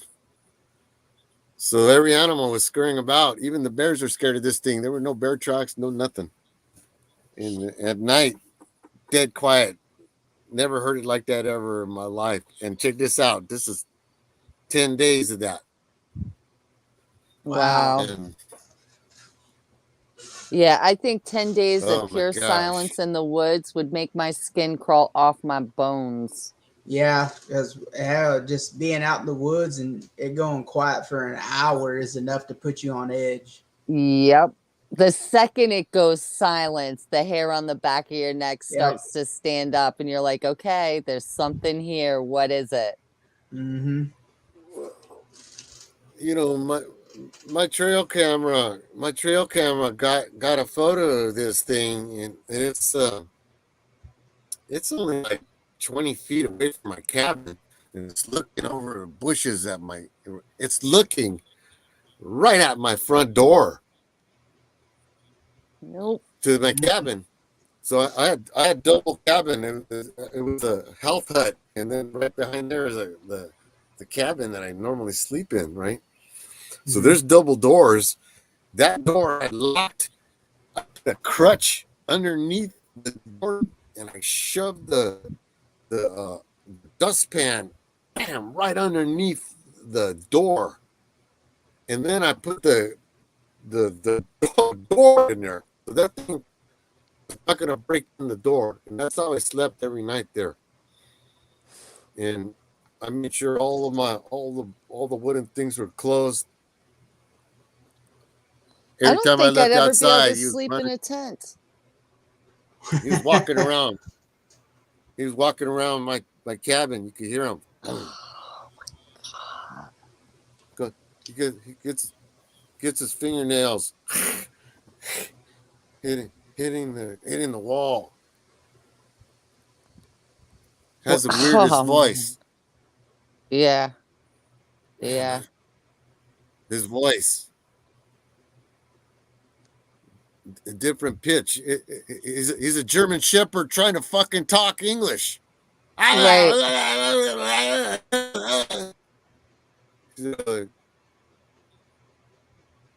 Damn. Wow. Damn. I don't think I'd ever be able to sleep in a tent again. Legit. I think I think my camping days would be, unless, if it happened and there was I would, if it happened and I was alone and, a group of like heavily armed people was like, yeah, let's go camping. I'll be like, yeah, I'm down with that, because I'll just dive right into the middle of the freaking, Yeah. hell, man, Yeah. I'm never going back. After hearing his stories, there's safety in numbers. Check this out. There's safety in numbers. Yeah. Well, I always say you only have to run faster than the slowest person. Yeah. Yeah. Like, it prefers to stay away from us. Yeah. Well, thank God for that, unless you're stupid and you're out there trying to find it and, do stupid. But at the same time, it's not scared of us. And that's the thing. We're not the apex predator here. Well, in a sense, no, but in a sense, yes. Mm-hmm. It just depends on your intentions and what you're doing out there. Well, check this out. Yeah, and I knew. Okay, I knew right then when all this was taking place, and I was showing my coworker what was happening, and he didn't. He didn't want to believe it. Where am I going with that? Oh, I knew that my career as a naturalist was like basically over. Because this is like a pilot seeing a UFO. They get grounded, right? What camp is going to hire Brother Nature now, who has seen a wolf man in the wilderness? Yeah. So, but I'm very lucky also in that when I was suffering from my post-traumatic stress syndrome, I'm connected to my Native American community, and my boss, he's Lakota Sioux medicine man, and he has helped me in ways that other people cannot. That I can help others who have a similar experience or whatever. But legit, it's hard because check this out. This creature has the power of it has a repulsion. It has nobody's going to believe you. So when I knew this on the second day, check this out. On the second day, I'm going, oh my gosh, you know what? Nobody's going to believe me unless I come back with evidence. And I'm mad already at this coworker of mine for not taking me serious, or taking me serious, but being manipulated by it because it wanted me. They want him. Right. I'm Senor Lobo. I'm Brother Nature, right? So there's something going on between it and I. Even though our meeting was an accident, it didn't want it. It knew that I have something that it needs and it wanted. And it also knows that I'm not readily able, I'm not going to give it to it. Mm-hmm. I'm too look at, you don't want to challenge this thing. You don't want to challenge it. Say, I'll whoop your ass. No, man. You have to let it know that you will not allow it to take your spirito away. Mm-hmm. Yeah. You're gonna, just like any bully on the block, you got to deal with it, man. But you know what? There's ways that you got to figure out to get your Mm-hmm. mojo back. Don't let it break your rhythm, because that's what it'll do, and it'll find a weakness, and it'll go to that. However, we have allies. We have incredible spiritual allies. Uh, you could call it whatever you want. I call it walking tonka. Mm-hmm. The people call it the Great Spirit, the Lord, Jesus. You could bring in Jesus, and Jesus is going to help you. Mm-hmm. Don't it'll leave. Have your It'll stop it foundation, dead. your Yeah. Yep. spirit power. Yep. You have Exactly. it. Everybody has it, and things might want to take it away. But if you're on top of your game, you could do it, and you could lead your powerful spirit life. You'll be all right. Right on, brother. Right on. Had, For did it sure. did it ever try and bother any of the children? Well, check this out. Remember, I was telling you that's a total different story. Mm-hmm. Mm-hmm. Check. You know what? It followed me. I took it out of camp. Mm-hmm. So at least the kids are safe, which is a Yeah. good thing. Yep. Now I know why that whole other story is there. Yeah. Exactly. Now check this out. I'm not sure. I'm not so sure about this summer, Mm. You know, I because wouldn't be. I it wouldn't be it either. had all this time again to regroup itself, Mm-hmm. and who knows where it's at.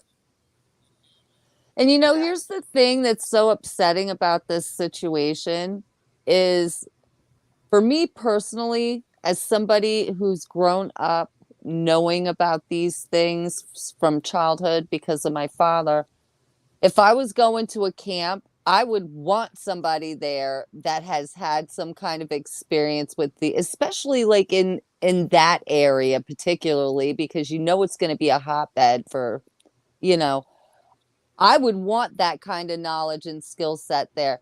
But the fact Yeah. that they know somebody has seen this and are still willing to bring kids into that area is a whole other level of just ridiculousness to me. Like that situation should have been dealt with. Yeah. Like, Yeah, yeah. We're gonna. I pray every day that nothing happens up there this summer, but well, it's you know actually now what? a 50-50 chance. Yeah. Yeah. Well, if And something does, guess who they're going to be calling? well, you know, remember I was telling you earlier that to to to to find this thing it takes a highly specialized tracker. So I'm actually 50-50 on contemplating whether I should go back, because I am that qualified tracker. But this thing might not be the only thing there. And yeah, Yeah. that's the other, because that whole plate, And there's that whole vortex right there that's just, and it's so there's more than one. I do have one gentleman that would come with me, and I wouldn't take more than two with me. And I tracked this thing to where it lived last. And even though like the camp is right here, it's in a national wilderness area. I don't have to go to the camp to find out if it's Right. there or not. I'll Right. know by looking at certain places where it had gone, the cave that it went into. Mm-hmm. and, And that's another and another one of I'll our know way even before that, because I'll know. yeah. Another one of our So viewers had asked, how would you know that one of these things are actually in the area?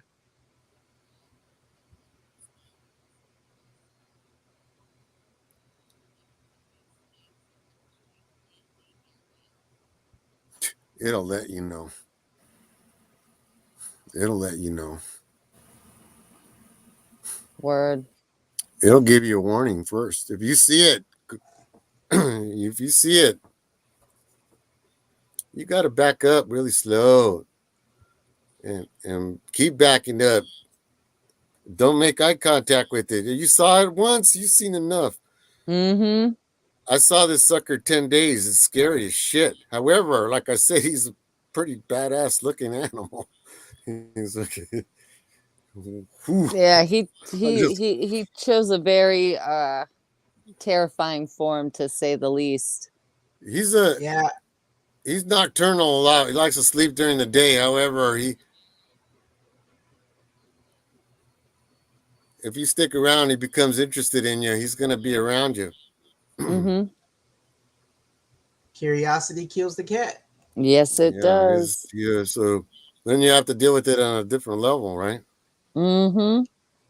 So Right on, man. Right Yeah. on. There is another question here that says, is this a worldwide thing or is it only native but to the States?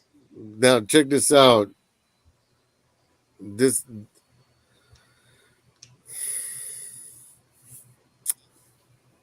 damn, that's a really interesting question, because in medieval times, in Europe, there were werewolves and the other side of the world. Yep. Mm-hmm. They're there now. That phenomena took place here at the same time. Mm-hmm. And it's been happening here for a real long time. This is not a new, there's magicians out there that have high extreme rank of knowledge, who were able to do what they did to turn what they turned into, right? So there's some black magic involved there. Yeah. And there's recruiting going on by them. And check this out. Okay, like let's all pray, to everything that's good. But the Navajo, they don't even mention this creature because the energy that it could bring to you, right? Yep. Same thing with the Yaquis, and same thing with the Arapaho, the Apache, the Shoshone. All these native tribes from this area have had this creature in their lore for thousands of years. So Mm-hmm. it's a worldwide event, but I also believe that some of them were brought here. They were taken to Louisiana Mm-hmm. and the bayous over there. They like it there. Yep. They call them the Rookaroo. Rougarou. Yep. Here they call them the Skinwalker. It's like, and I've told people many times, they are in every culture across the world. They're just known by different names. And, Names. and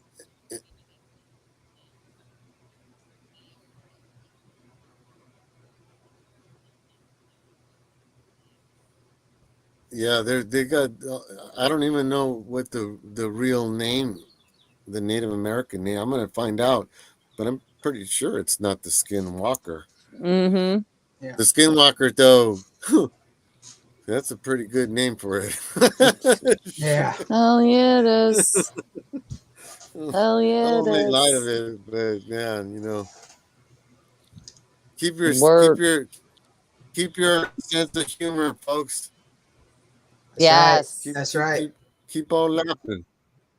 I just want to let you And guys know it's getting really super windy out here. So if I cut out, it's because I lost internet. Yeah, we're pushing 2 hours. We got a few more minutes, and then we got to call it quits. all right, But you know, and well, hey, it's a pleasure hanging out with you too, and oh, letting absolutely. you know. Hey, you know what? I only told you like 2 days of my thing. Every day was an adventure, and man, I'll tell you, there's nothing like I felt never alive like when I was walking in the forest Yeah. looking for it. Oh, I bet. I bet. Your adrenaline level, everything about it is like totally vibrant, and you know you know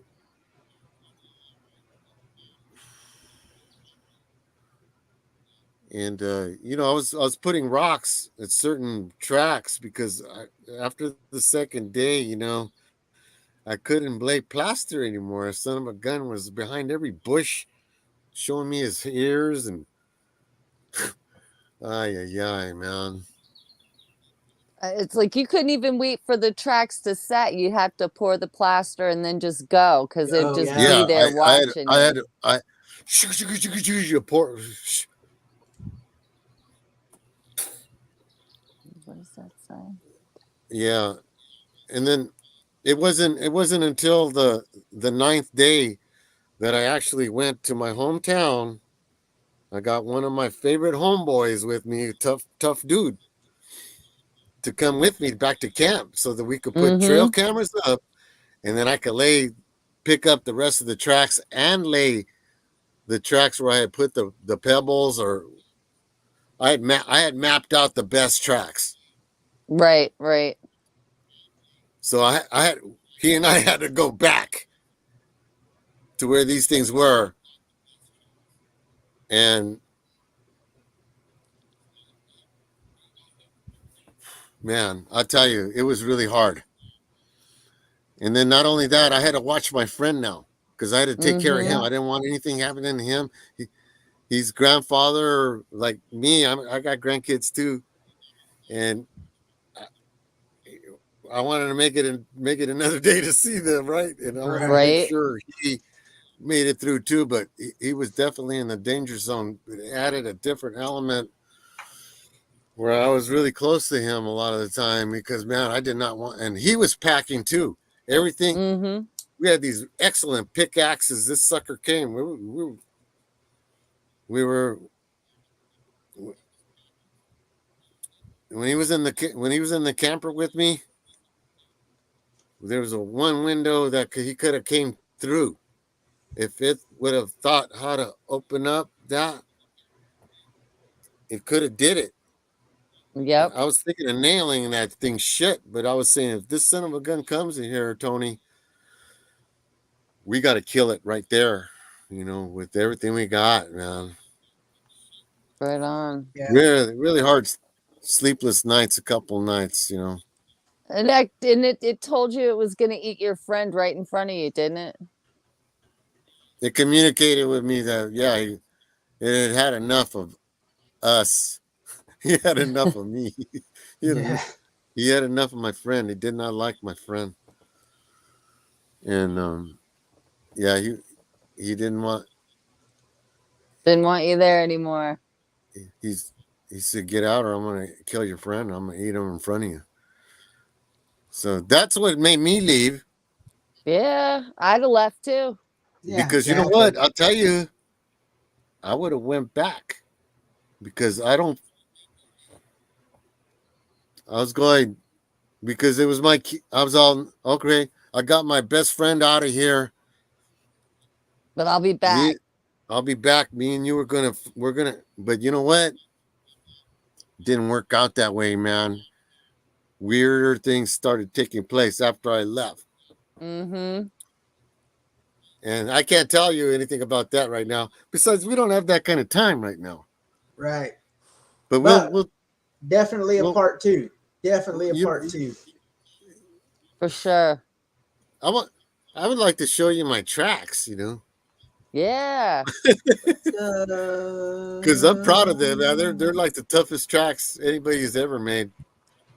We got photos. He's going to load them right up. This one here is what stuck out to me the most. Wow, you guys got that photo. Yep. 1, 2, 3, 4, 5, 6, 7, 8, 9, 10. Look. Which one? They're all different size. They're all different sized.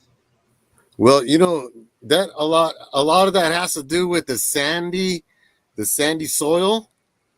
So a lot of the time, if you see, they're like, he's moving. No, he's the one that got me the most is this one right here. Because if you look real close, you see the outline of the foot, and right in here, there's your big toe. Yep. There's the other toe. There's the other toe, and you can see the indentions all the way around the toes. Those are good prints. Check this out. Check this out. Check this out. You are looking at that track. That's a listen up. That track, that's a human footprint. However, the creature's footprint is inside the human footprint. That's crazy. Right here, right underneath its toe, is the animal's footprint, and you can see its hooked heel. Wow. Yeah. Yep. Yeah. Yeah, they're way better. They're way better when I show you them in person. Here's a double cross. It likes to walk on its own footprints a lot. So things are gonna and depending if it was running or not, because sometimes it'll walk hard and sometimes it'll run. Wow. And then, yeah. On each of the other ones, you're going to see little claw marks on the front. You're going to see the claw. There are no toes. These are all claw marks right here. These are all canine. Wow. Look at not a single human footprint wow, on these. Look Look at at the claws this one right on that here. one. Yeah.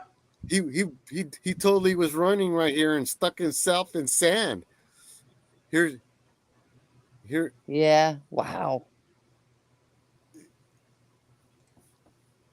There's to get a better view of these, what he's talking about. Go that way.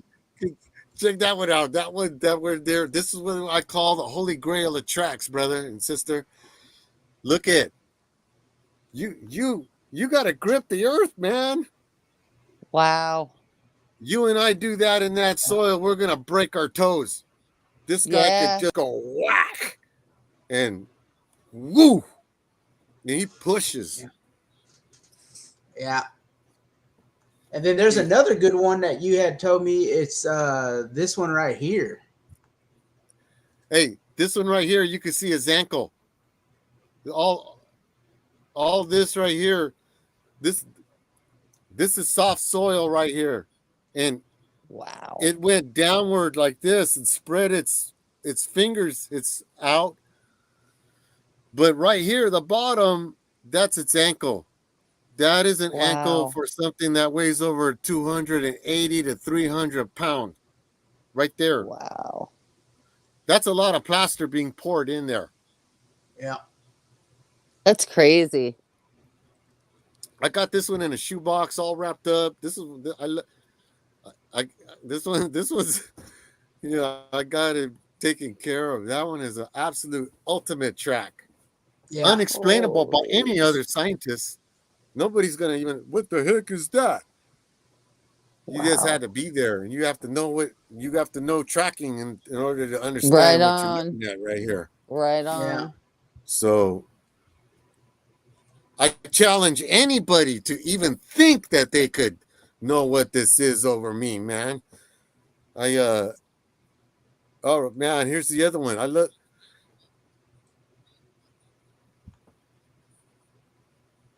Whoa, this is another ultimate track, very deep. Yep. You can't, especially in that you soil. Could tell. You could tell. And check this like out. This too is a cross direction. He's going in two directions. Yeah. So these are ultimate tracks, man. I just can't believe that I even have them in my possession, you know. This one, man, this one is the simplest, but yet baddest ass track, man. You can see its heel and the total front pads of this thing. Yep. It's 9 inches, 9 inches long. Yeah. And man, I definitely don't want to see this right thing face to face. Yeah, that's a good track. That is a good track. I definitely wouldn't want to see this thing face to frickin' face. That's for damn sure. Nope. You want to see it at a distance, though. Yeah. Well, the one I saw at a distance, I was in my car when I saw it, and I can't get its legs out of my head. I still get like goosebumps when I drive past the area that I saw it. That's a great track too. Yeah. Yeah, it's definitely a large creature. Incredible legs. And man, incredible legs, hairy legs. Everything about it's scary. Go to this one. It's poking that's a top view. But right here, that one right there. Go to that one. Look at this.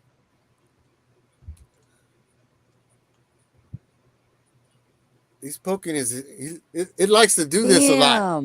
It likes to look through the trees and poke its head out. Yeah. And when it does that, and you're not ready, you're never going to be ready for that, right? But I've seen it like this a couple times, and man, I'll tell you, it makes the hair in your whole every hair on my body's standing up just looking at the picture. Yep. You definitely see it. Yeah, and then go to this one right here. This one? Check it out. Right up above the 03. He's running right here. There he is. Yeah. Right there. Wow. And my cabin's just feet away from him.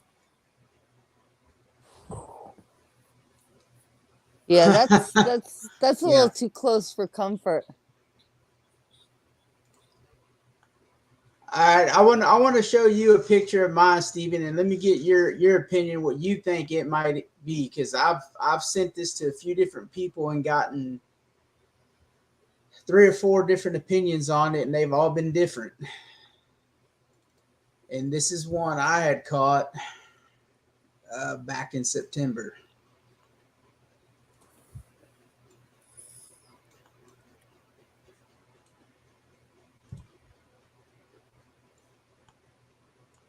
Right in here. Yeah, I see something there. I see. Yeah. you got a picture of something there. Yeah. Problem is, what I thought it was, I can't say that's what it is because of the mouth. I thought it was a dog, man, but it's got such a short snout. I had another person say it's a squatch. I actually had 2 people say it's a squatch. Problem is, this thing, look at the pointed ears. Yeah. And look at the shoulder here and the shoulder here. I don't know what it is. I didn't see it with my eyes, but I caught it on video. And you could barely see it move in the video. And at the same time, there was this right here, which to me I thought would maybe a juvenile. Some people play devil's advocate. It could be a deer. I don't know. You know what's interesting on this one to me is you got some kind of nose shine. Yeah. That's what I was. And see, that's what I've said. If you look real close, you can see a snout. You can see the nose, and your ears are hidden back behind here. There's this little chest, and there's your legs. Kind of like how a dog sits when they're on the ground with their paws kind of crossed. Yep. That's what it looks like. And then, I don't know if I got it circled on this one, but in the video, if you look over here, when you're watching the video, you can see something move around the tree. So I don't know, man. I've gotten so many different people to look at this, and no one can say yay or nay what they think it is. I don't know. It looks very similar to the skinwalker I saw down that face, because it just had that real short snout. Yeah. That's a good one. That's a good one, Lieutenant. Yeah, I love that picture, bro. And you know what's crazy about this Noixium? This whole property where I'm at is built. It was all built, and it all stays on an Indian burial ground, Native American burial ground. Karankawa Indian. And there's been lots of stories. My sister's seen a goat man out there. There's been multiple Bigfoot sightings out there. A lot of paranormal. I mean, it all happens out there. All of it. And I can't put my foot on what this is. But, like I've showed a few people, and they've all agreed that it looks evil. It looks, yeah. It looks like it wants to eat you, for sure. Well, in my opinion. It's checking you out. Yeah. I got a trail camera in that same area right now. And I'm waiting for that son gun to go off. This was taken back in September. I went back last week and put my trail camera back out there, and it when it goes off, it sends pictures to my phone. So I'm just waiting. If it comes by there, it's gonna get caught. If it don't, I'll move the camera somewhere else. But 2 weeks later, after this picture, I was deer hunting, shot a deer during archery season. It took off into this area. I tracked it for about an hour because it was already dark. When I got to where the blood ended, there was a big pile of blood, big disturbance, no deer. So I'm pretty sure either that or something else got that deer. But yep. I think he got your deer. Right. He got my deer. Totally interesting. Yeah. Yeah, it's a good one. Definitely. Nice. Yeah. Well, we're past 2 hours. We're gonna wrap it up, man. All right. Hey, just thank you for having me. Oh yeah, definitely, Lieutenant and Odessa, and all you folks out there. I would, like to say hello to my son out there and his family. My son's name is Vincent Wolf. Vincent Wolf. There you go. Yeah, nice. He's got 2 kids, Charlie Wolf and little Tallulah, and his lovely wife. And they're all living in Spokane, Washington. And nice. That's a hot spot. Yeah. Yeah, just hello all friends and family out there. And Jennifer, Katie, Yeah, we're definitely gonna get you back on, man, and who knows, you may get some more stuff if you go out and may be able to present it back. Yeah. But definitely we're gonna get you back on, brother. I'd like to hear a couple, some of the other days that went down. Oh sure. man. Yeah. Yeah, definitely. Definitely. Crazy days, but feeling better now these days. I'm glad you There you are, go. brother, for Yeah, sure. Yeah. That was a lot of information out there tonight. So I don't know if All I right. could have recovered as quick as you did. You know, I'm still recovering. And I'd still be hiding under my bed, probably. So I'm just pilato already. Yeah. One day at a time, brother. One day right at a on. time. Right on. All Well, right, y'all. Go ahead. I was just gonna say it was a pleasure having you on. I appreciate being able to Yeah, thank you for host having with me. you, And Rick. Yeah, definitely. Michikayo Yasin. Hey. That's like Kache, Omitake, I'd say ho. To all of our Nielo. relations, amen. Niente. Keep the faith Amen, out brother. there. We'll Peace keep each out. other. We'll keep each other posted. Yes, sir. Absolutely. Stay Absolutely. active in the group, and we'll get you back on. Hey, and everyone out there. Someday in the future, pizza and beer on me. Hells yeah. I'm Talk down. to you soon, brother. All right, everybody. you. Good night, and we will catch y'all here pretty soon. I'll let y'all know when in the group. Good night, y'all. Good All night, right. guys.